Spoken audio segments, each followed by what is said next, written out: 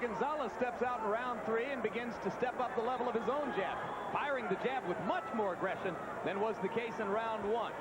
Almost as though Gonzalez needed the entire first round to warm up and get ready to fight.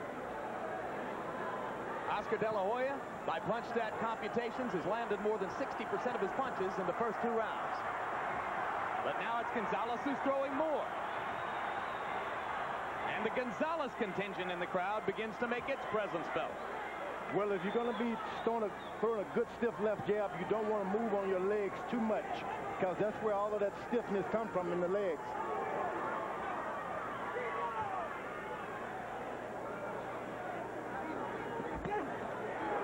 De La Hoya blocking Gonzalez's left hook with his right elbow, missed the counter in return. Short with the right hand there, short with the jab. Good body punch by Gonzalez. And you know, I've always said about Oscar De La Hoya, the one thing in his armor that was bad, he never tries to win fights on point.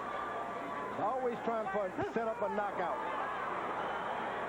Sooner or later, someone is going to be around there and ahead of point. Well, particularly if they can get to his body enough to take away some of the power in the early rounds, and Gonzalez is starting to do some damage.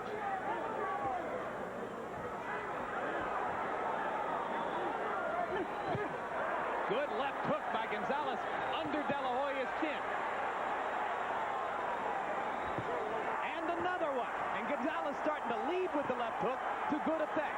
Yeah, because Oscar standing back trying to get his left jab started rather than moving around. If you're going to move, move. If you're not, keep your head moving. Move your legs or your hand. So as Gonzalez becomes the aggressor, dispenses with the jab, and throws power punch leads, he starts to get effective. But now De La Hoya lands a left and a right.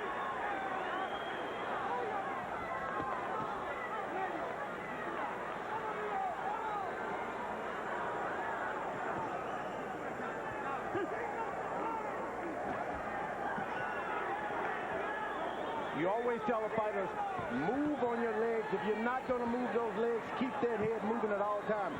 De La Hoya was moving his legs, then he stopped moving his head.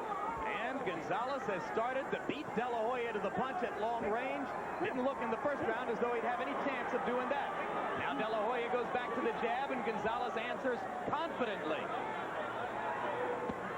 So Miguel Angel Gonzalez begins to fight as though the first round was an aberration, and he's got some stuff that can challenge De La Hoya. But the one thing, De La Hoya is a puncher, and you don't want to follow a puncher around the ring. You don't want to do that.